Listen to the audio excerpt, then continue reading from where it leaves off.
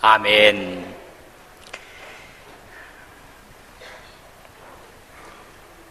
인생에 살면서 가장 중요한 것이 만남입니다. 사람을 잘못 만나면 그 인생이 참 힘들고 고생스럽습니다. 또한 지도자를 잘못 만나면 백성들이 어렵고 힘들고 고생을 하게 되어 있습니다. 만약에 지도자를 세웠는데 그 지도자가 사심이 있는 지도자였더라면 여러분 얼마나 힘든지 아십니까? 지도자의 권력을 갖고 권력을 남용하는 것입니다. 특별히 권력 욕망이 많은 사람들은 사심이 많습니다. 그렇기 때문에 어렵고 힘듭니다. 요새 각 계층에서 이야기를 하기를 이런 사심이 있는 사람이 힘을 갖게 되면 좋은 표현은 아닙니다. 다 갑질을 한다고 합니다. 그러니까 어려울 수밖에 없습니다. 그런 지도자 정치인들을 우리는 꾼이라는 이야기를 붙입니다. 지도자라는 말을 붙이지 않습니다. 진정한 지도자는 바람직한 지도자가 우리에게 필요한 것입니다. 사무엘은 이스라엘의 마지막 사사였고 모세 이후에 첫 선지자였으며 또한 그는 제사장 지도자였습니다. 사무엘은 그의 어머니 한나가 소원하여 아이를 갖게 되었고 복중에 있을 때부터 하나님께 드리기로 작정을 했습니다. 아니 서원 기도할 때부터 하나님이 주시면 하나님께 드린다고 했습니다. 하나님께 바쳐진 하나님의 사람이었습니다. 이 사람이 역사의 무대에서 이제는 여러분 퇴장할 때의 기록이 오늘에 있는 말씀입니다. 나는 늙어 머리가 휘어졌다. 그래서 마지막 사무엘의 말을 우리는 들어볼 수가 있는 것이 사무엘상 12장입니다. 여러분 성경을 갖고 있는데 성경 사무엘상 12장 위에 타이틀이 붙어 있습니다. 사무엘의 마지막 말이라고 기록되어 있습니다. 백성들을 위한 마지막 설교가 12장에 나옵니다. 설교에 앞서 1절부터 5절까지는 내가 어떻게 지도자의 삶을 살았는가, 걸어왔는가를 말씀해 주고 있습니다. 지도자는 머문 자리가 아름다워야 합니다. 그런 평가를 받아야 합니다. 그렇다면 지도자의 덕목이라는 것이 무엇일까? 여러분 많은 사람들이 지도자의 덕목을 이야기를 합니다. 명상록을 기록했던 마르쿠스 아울렐리우스 로마의 황제였고 그는 철학자였습니다. 지도자의 덕목을 첫째가 지혜라고 이야기했고 두 번째는 정의라, 인내라, 용기라, 절제라고 덕목을 이야기했습니다. 왜 지혜라고 했을까? 지도자는 상황을 정확하게 판단할 수 있는 여러분 지식이 필요한 것입니다. 그런 지혜가 필요해서 상황에 대한 정확한 판단을 가져오게 하는 것이 지혜입니다. 두 번째를 정의라고 했습니다. 내부에 일어나는 여러 가지 부패들을 척결하고 오히려 신뢰를 구축하기 위해서 필요한 것이 정의라고 했습니다. 인내와 용기도 이야기했습니다. 희망과 꿈을 갖고 미래를 제시하는 바람직한 지도자의 덕목입니다. 그는 또한 절제를 이야기했습니다. 검소함을 통한 솔선수범하는 그런 리더십을 갖게 되는 것입니다. 그런 덕목을 갖고 한 주어진 기간 동안 지도자의 역할을 잘 감당하다가 무대의 뒤편으로 사라져가는 지도자들, 그런 평가를 받아야 하는 것입니다. 목민심서를 썼던 다산 정약용 선생은 이렇게 이야기를 했습니다. 지도자의 덕목 가운데 먼저 자신을 다스리고 백성을 제 몸같이 아끼는 마음이 있어야 하며 아랫사람을 공평하게 다스리고 백년 미래를 보는 안목을 갖고, 그런 마지막 말하기를 자신의 자리를 떠날 때는 추워도 부끄러움이 없어야 한다. 떠난 뒤의 평가를 추워도 부끄러움이 없는 도덕적 천명성을 이야기해주고 있습니다. 오늘 사무엘은 무대의 뒤로 물러가면서 추워도 부끄러움이 없었노라 이야기를 하고 있는 모습을 오늘 본문에서 볼 수가 있습니다. 다시 말하면 깨끗한 지도자, 올바른 지도자, 바람직한 지도자였다고 이야기를 해주고 있습니다. 이런 지도자의 특징이 있다면 1절에 보면 백성들의 요구를 다 들어주었다고 이야기해주고 있습니다. 진정 지도자는 먼저 백성들의 소리를 들을 줄 아는 사람, 지도자입니다. 올바른 지도자, 유능한 지도자는 들을 줄 아는 사람입니다. 내가 백성들의 이야기를 다 들었다 말하고 있습니다. 백성들의 심정을 듣지 않고는 그들의 사정과 형편을 알 수가 없습니다. 그들의 형편을 알지 못하면 그들을 올바로 인도할 수가 없는 것입니다. 솔로몬의 영광을 우리는 종종 이야기합니다. 그러나 솔로몬의 아들 때에는 나라가 두 나라로 갈라지게 됩니다. 나뉘어지게 됩니다. 르호보암의 그 아들이 남왕국, 북왕국으로 갈라놓고 말았습니다. 큰 실수가 뭔지 아십니까? 그 실수의 키는 백성들의 말을 듣지 않은 것입니다. 백성들이 토로하는 심정을 듣지 않았을 뿐만 아니라 무시하고 말았습니다. 열왕기상 12장에 보면 백성들의 고충이 많았습니다. 이제 솔로몬에서 그의 아들 여러분 르호보암에게 권력이 넘어갈 때 솔로몬은 큰 토목 사역들을 많이 했습니다. 궁전을 졌습니다.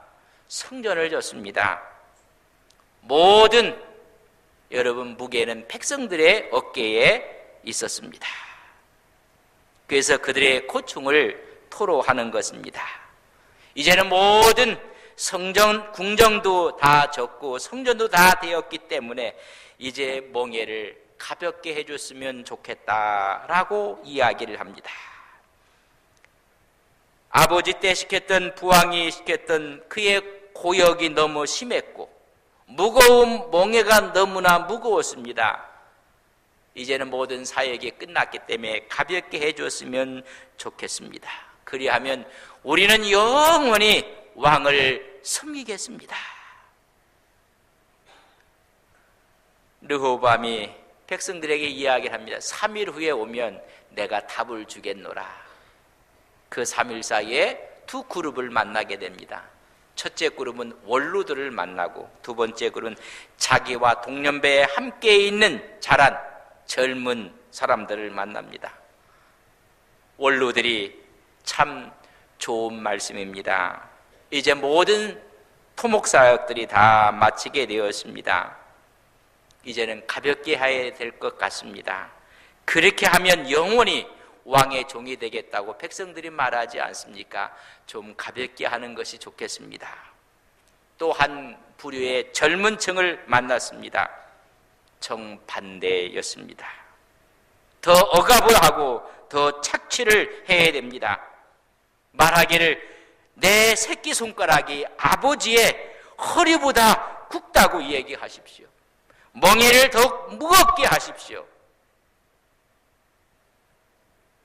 부왕이 채찍으로 그들을 징계했더라면 당신은 정갈 채찍으로 그들을 징계하십시오.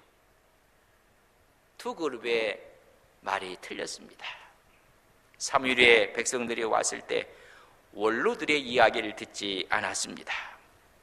그래서 나라는 남유다와 북이스라엘로 나누어지고 말았습니다.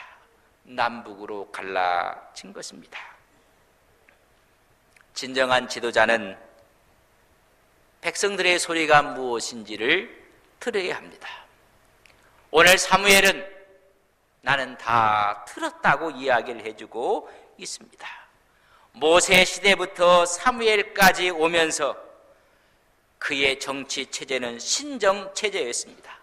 하나님이 다스리는 이스라엘 백성의 모습이었습니다. 그러나 12장부터는 체제가 바뀌어집니다. 10장과 11장에 이미 사울을 왕으로 세웠습니다. 즉위식을 마쳤습니다. 이제는 왕정체제로 바뀌어지게 됩니다. 그것이 신정체제든 왕정체제든 바람직한 지도자의 모습은 같아야 한다는 것을 오늘 말씀해 주고 있는 것입니다. 새로운 왕을 세워서 이제 체제가 바뀌어지게 됩니다. 이 삼파역을 감당했던 사람이 사무엘입니다. 이제 이 사무엘이 마지막 권면을 하고 경고의 말씀을 하기 전에 먼저 자기에 대한 양심 선언을 하는 지도자의 모습입니다. 여러분, 설교도 설교하는 사람이 누구인가에 따라 그 설교의 힘이 달라지는 것입니다. 마지막 이스라엘 백성들에게 설교하기에 앞서서 자기 자신을 되돌아보고 자기를 하나님과 백성들 앞에 내놓고 있는 것입니다. 하나님의 말씀의 권위를 확보하기 위해서 내가 선지자로, 내가 사사로, 제사장으로 어떻게 행했는가를 먼저 양심 선언하고 있습니다. 역사상으로 하나님과 사람 그리고 자기 양심에 비추어 볼 때 권력을 가진 자들 중에서 사무엘처럼 깨끗한 사람이 있었을까? 수많은 사람들이 부정과 불의를 행함으로 역사에 오점을 낚인 사람들이 얼마나 많이 있습니까? 우리나라도 큰 아픔을 겪고 있습니다. 대통령을 지낸 한 분은 탄핵으로 인해서 구치소에 아직까지 계십니다. 그 전 대통령은 지금 조사 중에 있고 소환을 앞두고 있다고 하고 있습니다. 깨끗하지 못했다는 것입니다. 올바르지 못했다는 것을 반증해 주는 것은 아닙니까? 세계 수많은 지도자들 가운데 독재자가 있었고 탄핵된 자가 있었고 백성들의 힘에 의해서 무너진 정권들이 얼마나 많이 있습니까? 오늘 사무엘은 새로운 체제가 형성이 되면서 바람직한 지도자의 모습은 어떤 것인가를 자기의 신앙의 고백과 함께 양심 고백을 통해서 이스라엘 백성들에게 교훈하고 있는 것입니다. 사무엘은 마음만 먹으면 얼마든지 자기 뜻대로 할 수 있었던 사람입니다. 그는 사사였고 선지자였고 그는 제사장이었습니다. 그럼에도 불구하고 하나님의 뜻에 따라 백성들을 잘 다스렸습니다. 이렇게 했던 이유가 무엇인가? 하나님을 두려워했던 사무엘이었습니다. 하나님을 두려워했기 때문에 그는 깨끗할 수밖에 없었습니다. 또한 담대했습니다. 12장은 하나님이 직접 다스리는 그런 구조에서 이제는 왕이 다스리는 구조로 바뀌어지는 여러분 하나의 큰 전환점을 이루는 것이 사무엘상 12장입니다. 오늘 사무엘이 하고 싶은 이야기는 하나님이 직접 통치했던 신정 체제든지 아니면 왕을 세워서 왕이 내리는 왕정 체제든지 그의 원리는 같아야 한다는 것입니다. 그는 담대하게 백성들을 지도했습니다. 이유가 있다면 하나님을 두려워하는 신앙을 가졌기 때문에 그렇습니다. 제가 여러분에게 한번 여쭤보고 싶습니다. 여러분 하나님을 두려워하는 신앙을 갖고 계십니까? 하나님을 정말로 경외하십니까? 그러면 우리의 자세가 틀려질 수밖에 없습니다. 정말 하나님을 두려워하고 하나님을 경외했습니다. 잠언 28장 11절에 보면 악인은 쫓아오는 자가 없어도 도망하나 의인은 사자같이 담대하리라. 정말로 담대하게 지도자의 일을 감당했던 사무엘이었습니다. 사무엘을 통해서 배우는 교훈이 있다면 첫째는 통치권은 최고의 통치자 되시는 하나님이 부여했다는 것입니다. 하나님이 부여했기 때문에 하나님을 경외하는 것입니다. 하나님을 두려워했다는 것입니다. 하나님의 선한 통치 원리를 알게 됐고 그 통치 원리로 아름다운 열매를 맺힌 것입니다. 그렇기 때문에 백성들의 이야기를 들을 수밖에 없습니다. 하나님의 대행자로 백성을 다스리는 것입니다. 1절에 그래서 내가 한 말을 다 들었다고 말씀했고 7절에 보면 내가 여호와 앞에서 너희와 담론하리라. 그의 요구를 다 들었다는 것입니다. 자기 자신의 삶이 아니라 백성들을 위한 삶을 살았다는 것입니다. 올바른 지도자는 지시와 명령을 하기 전에 먼저 들어야 합니다. 듣는 자세가 필요하다는 것입니다. 그래서 그는 다 들었다고 이야기해주고 있습니다. 그들의 정당한 요구가 무엇인지 듣는 것입니다.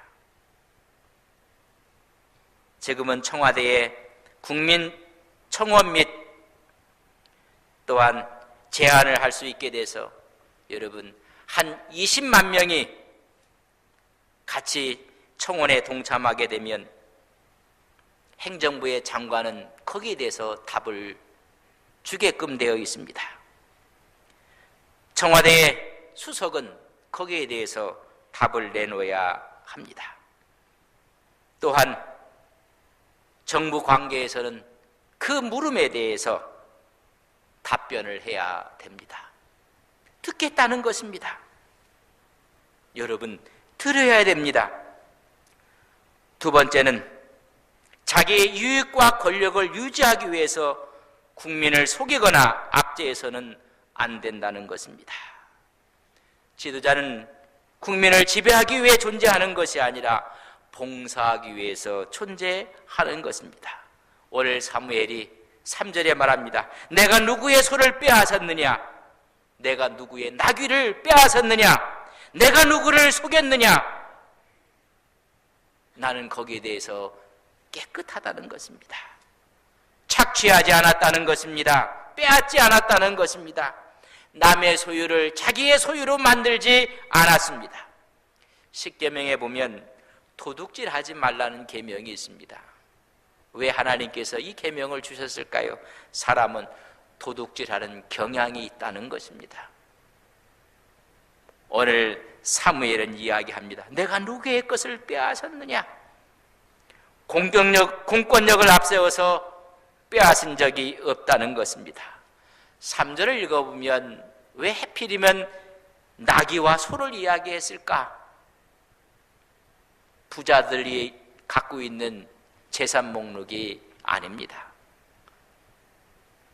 이것은 일반인이 갖고 있는 생존을 위한 재산입니다.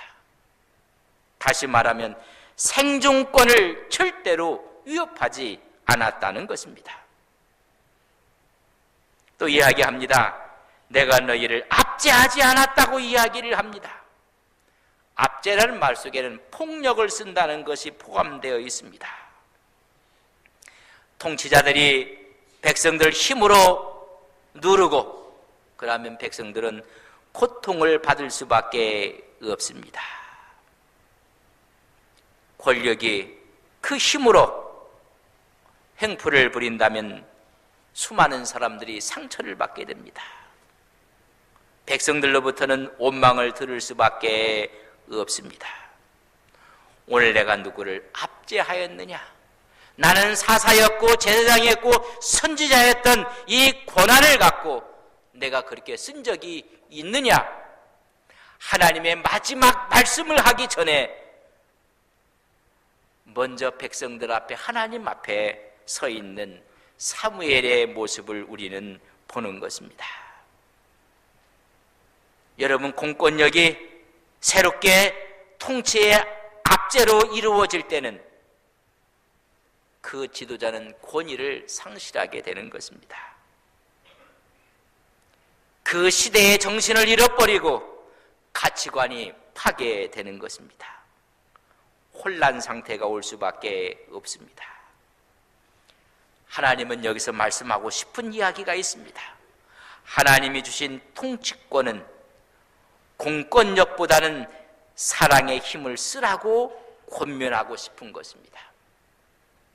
그것이 사랑의 힘이 될 때 율법을 다 이루게 된다고 말씀해 주고 있습니다. 로마는 칼로 세상의 권력으로 제패했으나 역사의 무대에서 사라지고 말았습니다. 기독교는 십자가의 사랑의 종교로 이 세상을 지금도 우리 마음을 지배하고 있는 것입니다. 첫 번째는 나는 잘 들었다.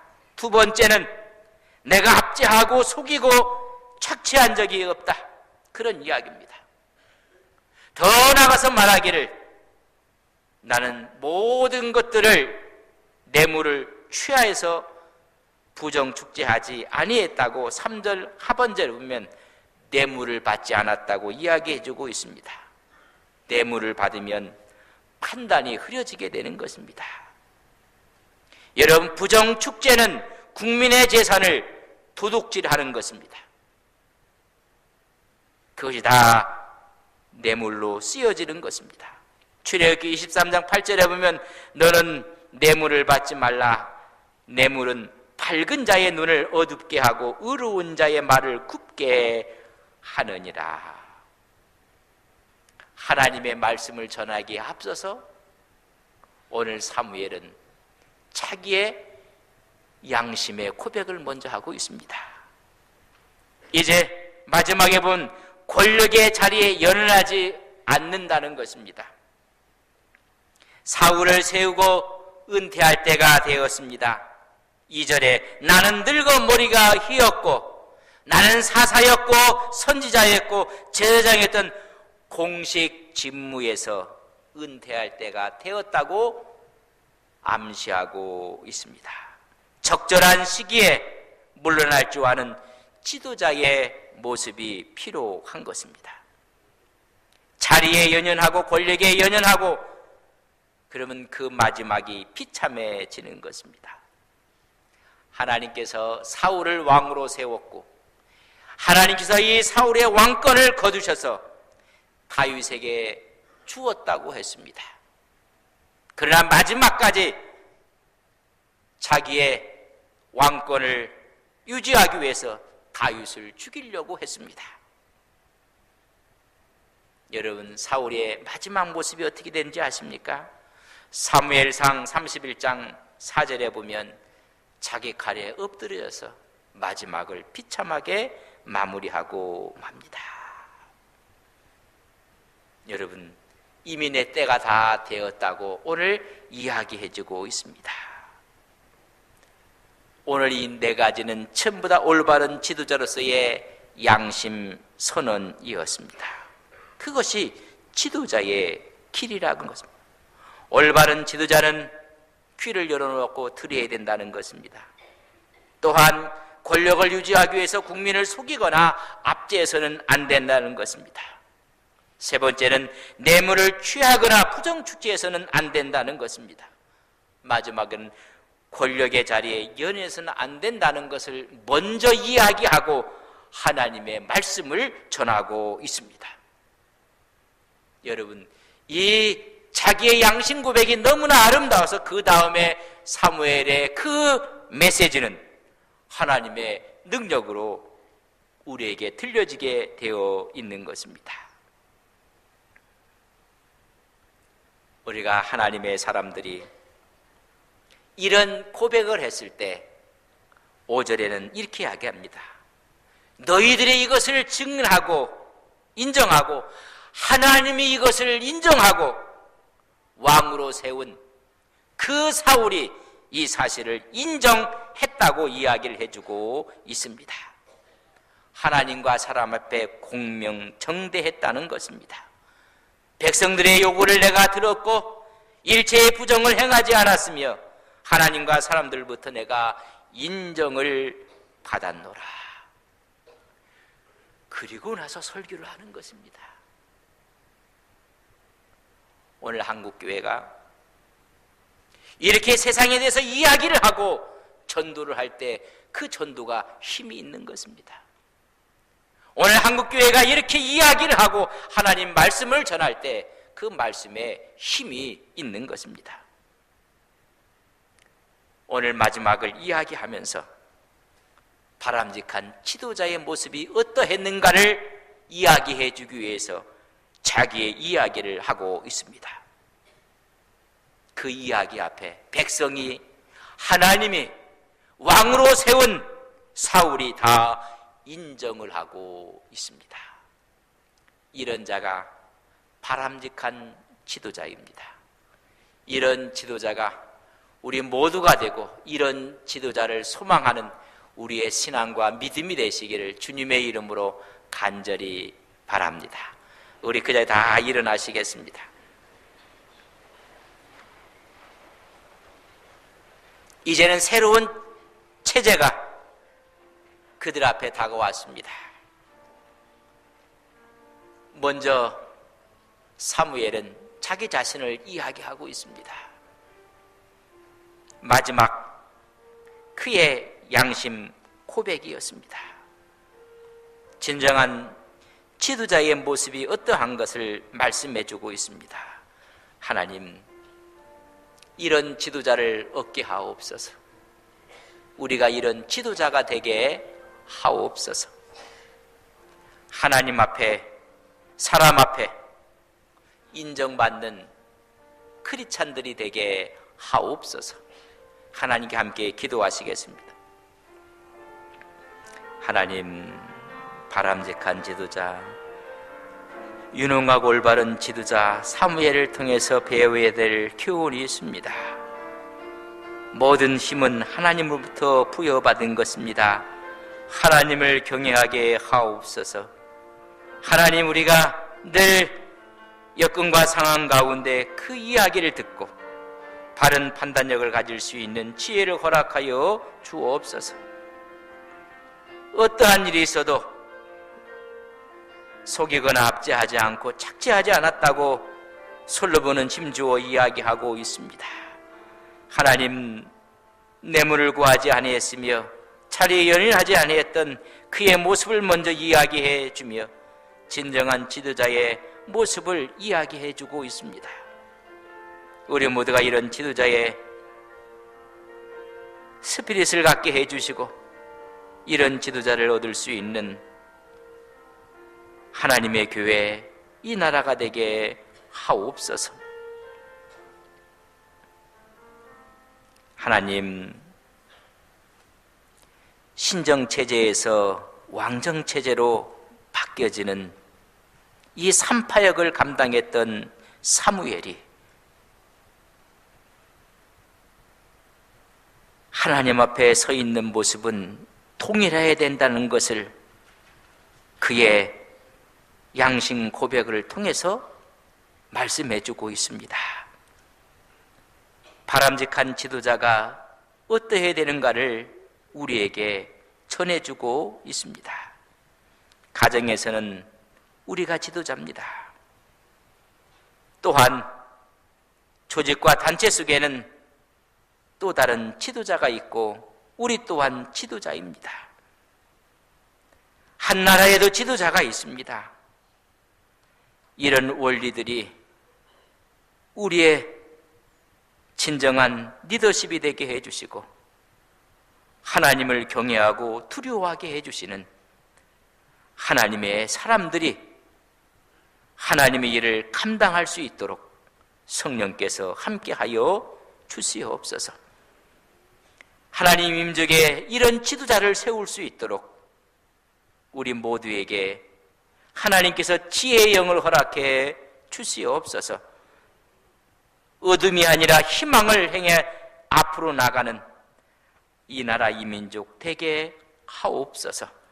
하나님의 교회들이 되게 하옵소서. 늘 섬김이 기쁨이 되게 해주시고 축복이 되게 하옵소서.